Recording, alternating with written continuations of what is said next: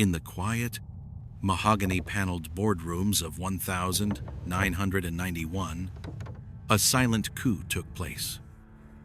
It was not fought with hostile takeovers or corporate espionage, but with a simple, bureaucratic request that would eventually shatter the American financial system. Jeffrey Skilling, a sharp-elbowed consultant from McKinsey & Company, sat before the leadership of Enron Gas Services with an ultimatum. He would join the company, he promised, but only on one condition. They had to change the way they kept score. He demanded that Enron abandon the traditional, conservative accounting methods used by the rest of the energy industry and adopt a specialized, aggressive technique known as mark-to-market. To the uninitiated, it was a minor technical adjustment, a footnote in a ledger. In reality, it was the moment Enron ceased to be a business and began its transformation into a theater of illusions. Now, let us open the archives and dissect the anatomy of this failure. To understand why this seemingly dull accounting shift was, in fact, a weapon, we must look at the landscape of the era.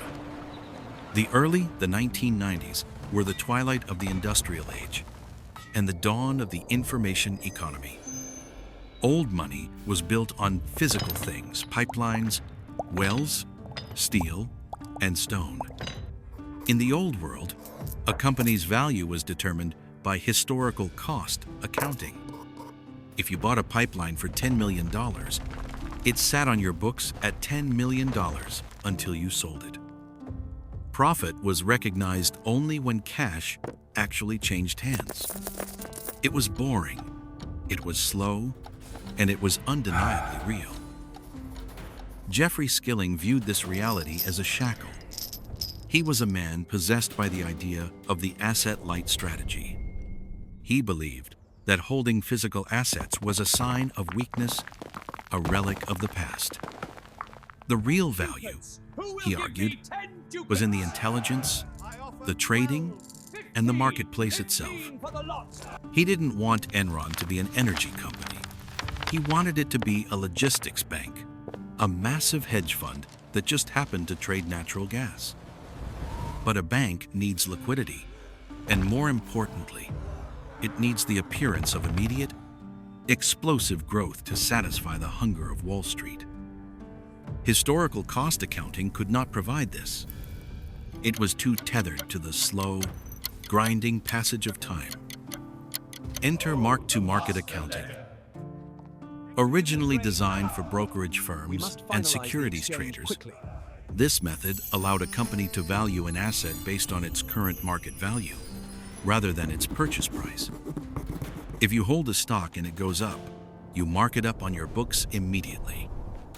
Skilling's genius and his hubris was to apply this logic to long-term, complex energy contracts. Here is the alchemy. Imagine Enron signs a contract to supply natural gas to a power plant for 20 years. Under the old rules, Enron would book the profit from that deal year by year, as the gas was delivered and the check was cleared. It is a slow drip of revenue. Under mark-to-market, however, Enron could estimate the total profit of that 20-year deal, predicting gas prices, inflation, and demand for 2 decades into the future, and book the entirety of that hypothetical future profit today, on the very day the contract was signed. The ink would barely be dry on the signature page, and Enron would declare millions of dollars in earnings. They were not reporting cash in the bank. They were reporting the present value of a future they had yet to survive. It was a mechanism that severed the link between profit and cash. It turned the accountants from historians, who recorded what had happened, into fortune tellers who predicted what would happen. In 1992, the Securities and Exchange Commission, in a decision that now reads like a tragic oversight, granted Enron permission to use this method. With that rubber stamp, The floodgates opened. Enron became an empire of the immediate. They no longer needed to wait for success. They could manufacture it. If the quarterly earnings targets looked soft, the solution was not to cut costs or sell more gas. It was simply to sign a new long-term deal, construct a favorable model of the next 20 years, and book the windfall instantly. The culture at Enron shifted overnight. The deal makers became the rock stars of the corporation. They were incentivized to sign contracts of immense size and complexity, regardless of whether those deals were actually sustainable, because their bonuses were tied to the booking of the deal, not the execution of it. They were hunters bringing home trophies that would rot before they could be eaten. Wall Street, blinded by the dazzling climb of Enron's stock price, heralded this as innovation. They called it the new economy. They did not see that Skilling had handed his executives a blank check drawn on the future.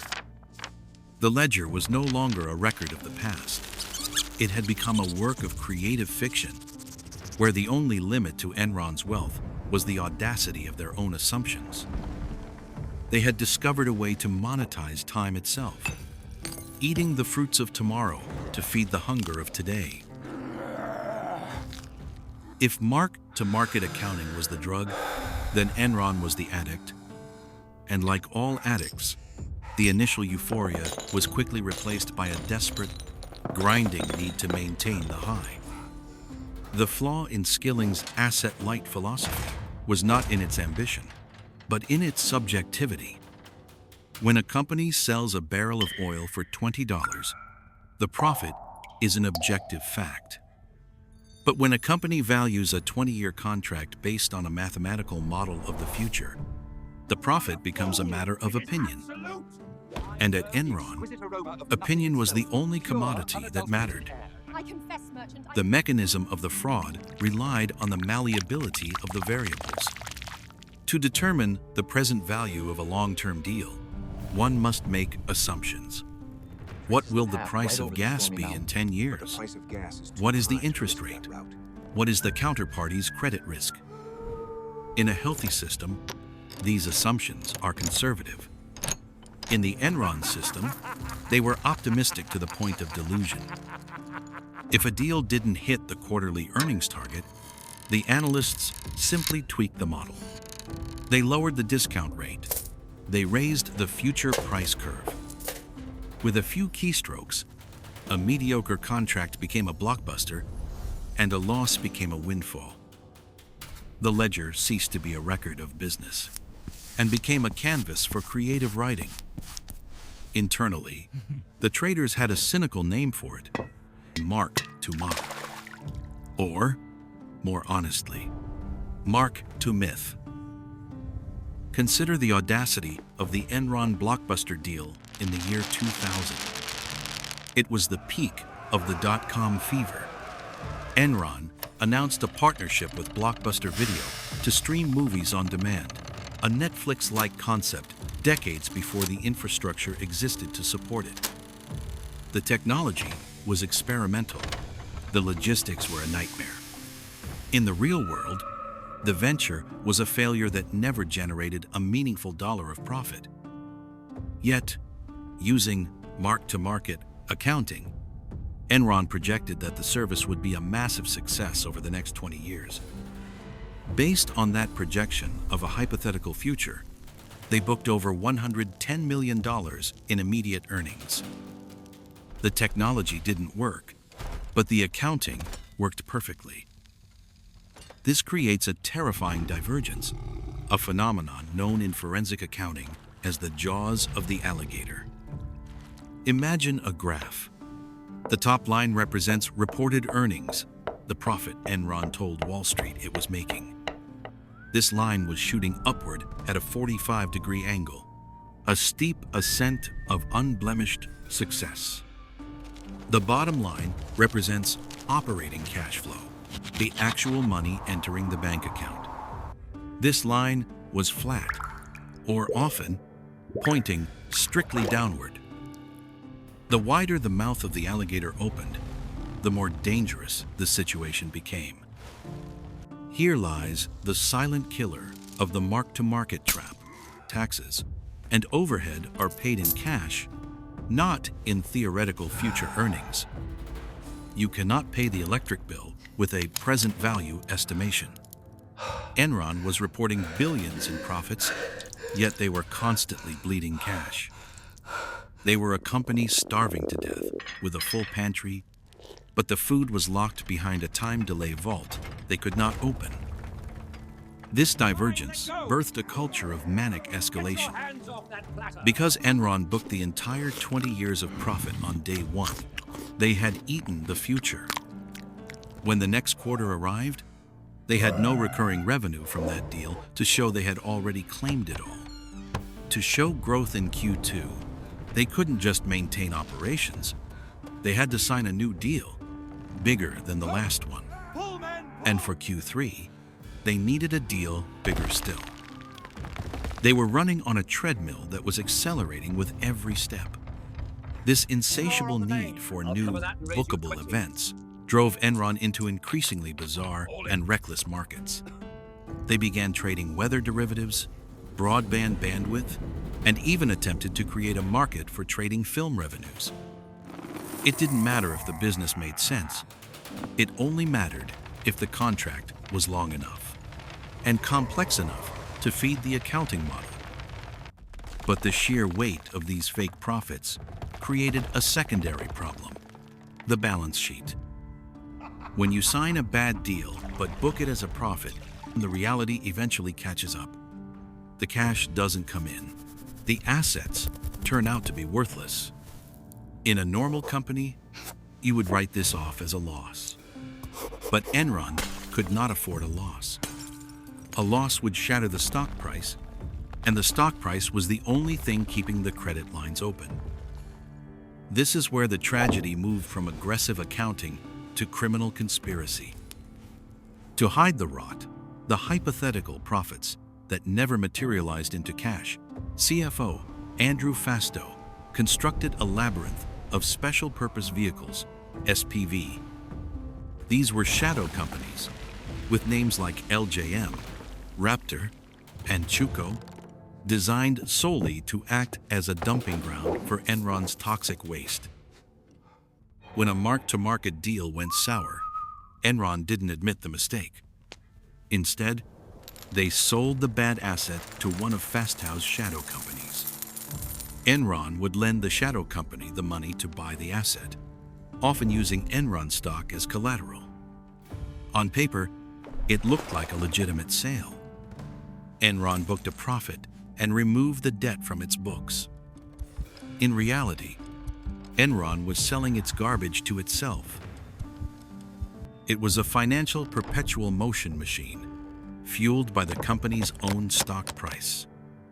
As long as Enron's stock kept rising, the collateral held up, the shadow companies appeared solvent, and the illusion of liquidity was maintained. The executives were not just managing a corporation, they were managing a complex, interconnected web of lies, where the solvency of the entire structure depended on a single variable: confidence. The trading floor in Houston became a cathedral of hubris.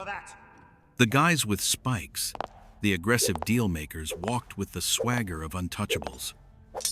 They truly believed they were the smartest men in the room, seemingly unaware that they were architecting their own cage. They had severed the connection between effort and reward.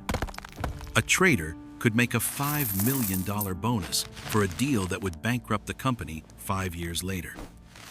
They were incentivized to burn the furniture, to heat the house.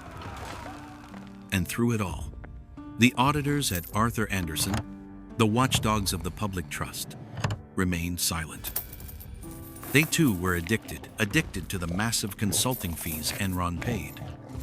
They signed off on the models. They validated the myths. They allowed the alligator's jaws to open wider and wider, until the gap between the fiction of the ledger and the reality of the bank account became too vast to bridge. The engine of the new economy was running red hot, but the fuel tank was dry and the fumes were running out. The architecture of a Ponzi scheme, or a financial bubble, is structurally identical to a Gothic arch. It relies entirely on the pressure of its own weight to stand. As long as the stones, or in this case, the stock price, push upward and inward, the structure holds. But if a single stone slips, gravity reasserts its dominion with terrifying speed. For Enron, the stone slipped in the early months of 2001. The dot-com bubble, which had provided the ambient euphoria necessary for Enron's new economy narrative to thrive, burst. Skepticism returned to the market like a winter frost. Enron's stock price, the solitary collateral backing Fastow's shadow empire, began to drift downward. This created a mechanical crisis. The special purpose vehicles, those hidden dumpsters for toxic debt, were capitalized with Enron stock. As the share price fell, the collateral shrank. To keep the illusion solvent, Enron had to issue more shares to shore up the entities, which diluted the value, which drove the stock price down further. It was a classic death spiral, a feedback loop of destruction that no amount of creative accounting could model away. In August 2001, the silence broke. Jeffrey Skilling, the architect of the asset-light philosophy, abruptly resigned, citing personal reasons. To the forensic observer, this was not a resignation, was an evacuation. A CEO does not abandon a rocket ship in the middle of its ascent. He only ejects when he sees the ground rushing up to meet him. His departure shattered the one asset Enron could not mark to market: trust. The final unraveling was not a slow decline, but a violent correction of reality. In October 2001, Enron announced a third-quarter loss and, more damningly, a $1.2 billion reduction in shareholder equity. It was a confession that the past decade of profits had been a hallucination. The jaws of the alligator snapped shut. The credit rating agencies, finally awake at the wheel, downgraded Enron's debt to junk status. This pulled the trigger on the hidden clauses in Enron's off-balance sheet partnerships, clauses that demanded immediate repayment of billions of dollars in loans upon a downgrade. But there was no cash to repay them. There never was. There were only hypothetical future profits from 20-year gas contracts, intangible assets, and weather derivatives. You cannot write a check against a hypothesis. In December 2001, the company that had claimed to be the seventh largest corporation in America filed for bankruptcy. The tens of thousands of employees who had been encouraged to invest their entire 401k in Enron stock were left holding nothing but the ashes of the dream. The retirees lost their security. The executives lost their freedom. And the concept of mark-to-market became a permanent scar on the face of capitalism. The lesson of Enron is not merely one of fraud. It is a lesson on the tyranny of the present over the future. They attempted to harvest the fruit of a tree they had not yet planted, believing that the projection of wealth was identical to the possession of it. But markets, like nature, abhor a vacuum. When you borrow from tomorrow to feast today, you are not creating value. You are merely creating a debt that time will inevitably collect. Because in the ledger of history, every debt must eventually be paid.